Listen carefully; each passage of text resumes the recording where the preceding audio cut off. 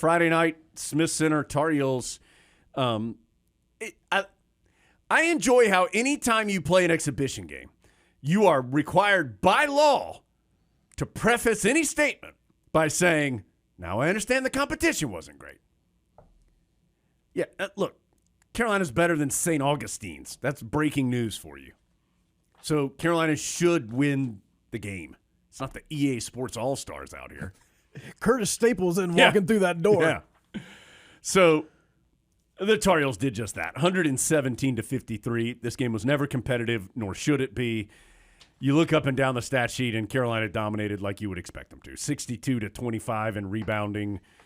Carolina shot 55% from the floor. The Heels made 16 three-pointers. They scored 28 points off of turnovers, 52 points in the paint. These are all things you would expect to see when you have Carolina playing St. Aug's. And Adam, as you said in your postgame column, which I could feel the palpable excitement that Lucas postgame columns are back. As you said, let's not forget Carolina looked good and had an easy exhibition win last year too, and it didn't set up the Heels for a season like they wanted. But, Adam, there were some things, I think, within this game, and Hubert Davis addressed this afterwards, that do make you go, it's just the way Carolina played. Now, the Tar Heels shot 16 of 35 from three.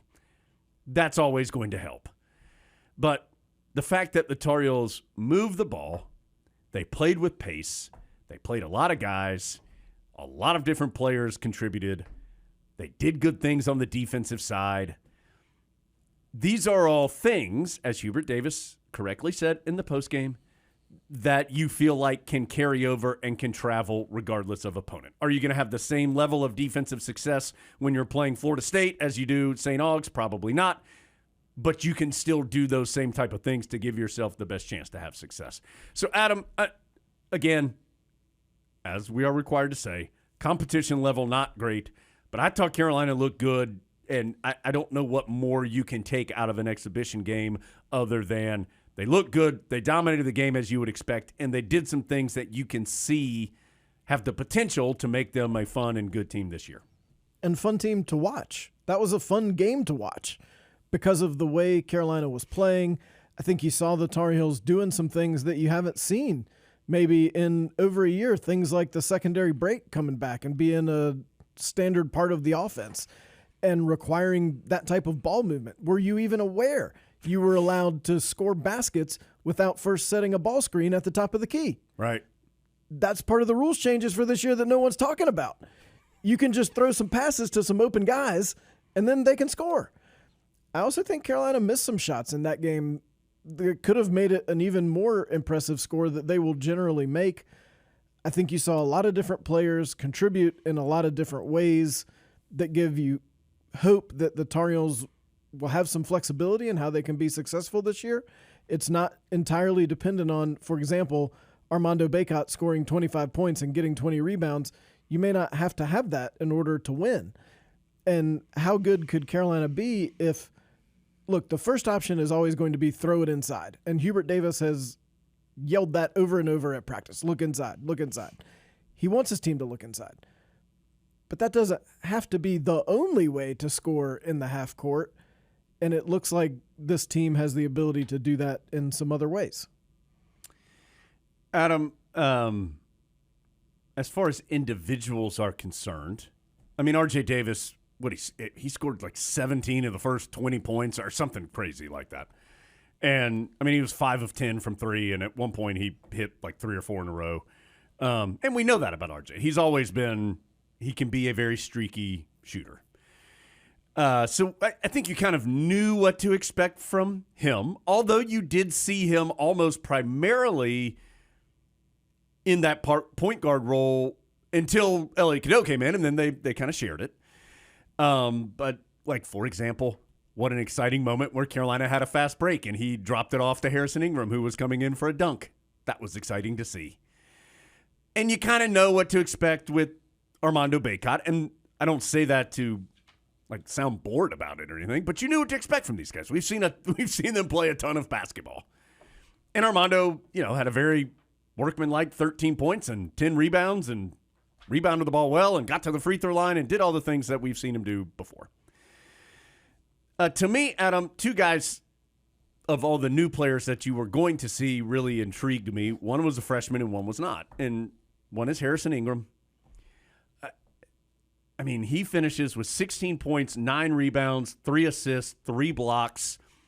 He came in with the reputation as just a very diverse, multiple type of player. Like a guy who can just do a lot of different things.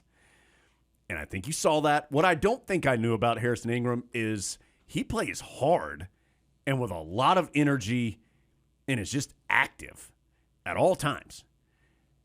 And that word active leads me to the other person I was going to mention, and that's Zayden High. Of the 2 freshmen that are coming in, I think most Carolina fans have heard of Elliot Cadeau. Extraordinarily highly recruited, and he played well. He's had success on the international level. I mean, he's a very talented player. And it was always like, there's Elliot Cadeau. Oh, yeah, and Zayden Hyde's coming in.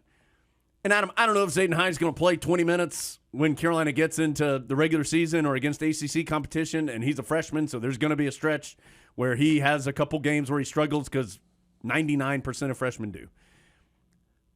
But he showed up.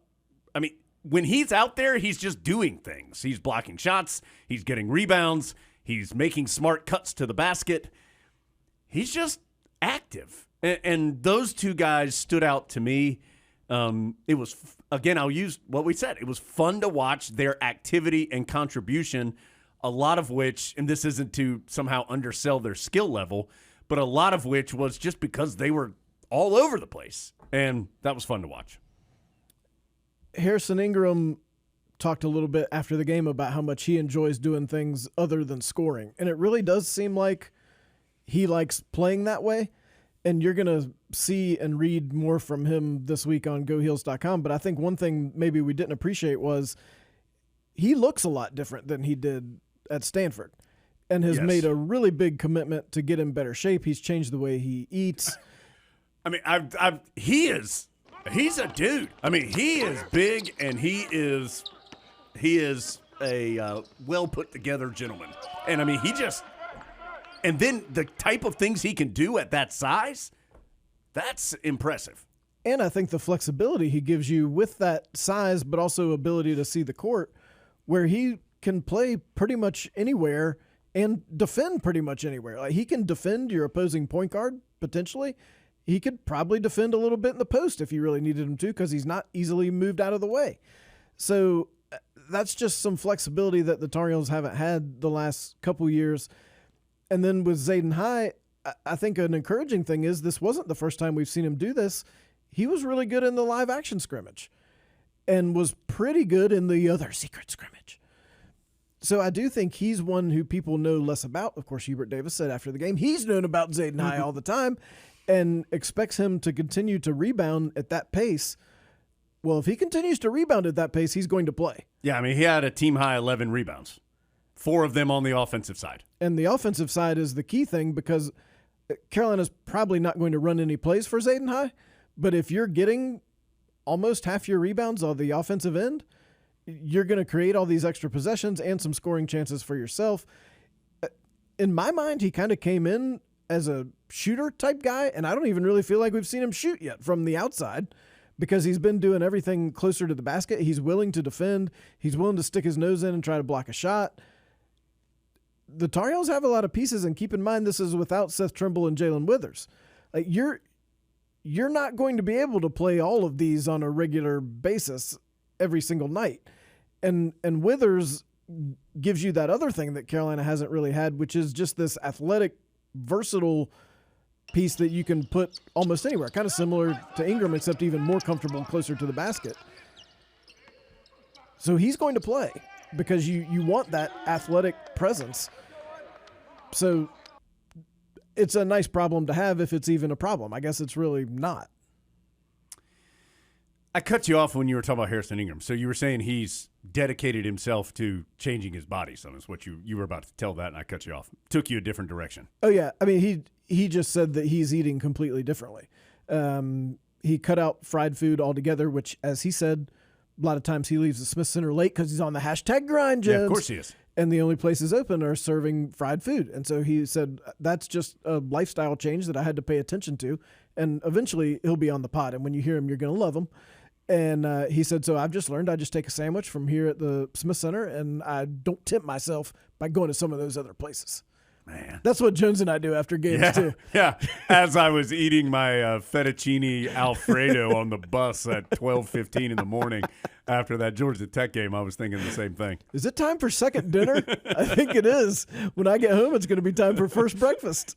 I need to get this piece of chicken, really sop up some of that cream on here. I don't want to have this left over and just make a mess on the plane. So just a reminder that it's a mature team that Carolina has too, and that maturity, both Ingram and Paxton Wojcik, who you heard last week, and Cormac Ryan, Armando Bacot, R.J. Davis, guys who have been around and they've had their immature time, and now it's time to have the mature years. I think Carolina will get the benefit of that this year because it becomes more important, and you realize that the clock is ticking, and I think that'll affect the way Carolina plays. I did deny the Philly cheesesteak and the ice cream on the airplane after the game, Adam. Thank you very much. Did you not get the ice cream because it was ice cream in ice cream bar form and you're afraid it might get on what you were wearing? Yes, obviously. Yeah. Shoot, at that point on the night, I would have taken everything they offered. Yeah, just bring it. You got two of those? I want them both. All the ice cream bars. It's been a rough night. You probably no one else can relate. Creighton Lebo certainly shot the ball well. This does not mean Creighton Lebo. I mean, look, Creighton Lebo's he's a solid player. I wouldn't expect Creighton Lebo to jump into the rotation immediately. Although I know he made some shots against St. Aug's. Yes. I agree with that. It was fun to watch him have that kind of success, especially in his first game wearing his dad's number 14. That was cool. That was awesome. I don't know that we'll get to see that again this year, but I enjoyed it the time I got to see it. I didn't like Cormac Ryan doing something to his ankle. It seems as though he's okay. Hubert Davis said he could have gone back in had it not been just an exhibition game, and they, of course, did the smart thing and didn't put him back out there. And then, Adam, I think a lot of people were interested in seeing Elliot Cadeau, and he's really good. I mean, he had that drive to the basket. That kind of stunned me when he dunked it that way. I just wasn't anticipating that. He made a lot of smart plays, which is kind of the reputation that he has, is that he is a smart basketball player who can really distribute the ball. He got in a little foul trouble, but a young guy, so that's worth keeping an eye on. I think he appeared to be a decent defender. Again, understand it's St. Aug's, but a highly touted guy that I know people are very excited to see play, and he did a lot of the things that you were hoping to see him do. And most importantly, you didn't have to see him do them for 40 minutes because Carolina doesn't need him to do that. I do think that's really a valid point, is that Elliot Cadeau can be really good for Carolina, but he doesn't have to do it in 38 minutes right now. Like, the Tar Heels are at a place as a team that he doesn't need to, and I think that's a huge benefit. And will ultimately be a huge benefit for him. Yes. To not have, you're not going to come in when you should be a high school senior and play 38 great minutes at the ACC level, but you're totally capable of playing 20 at the ACC level, and then you don't have the 18 minutes of struggles to go home and sit there and think about, am I actually good at this or not?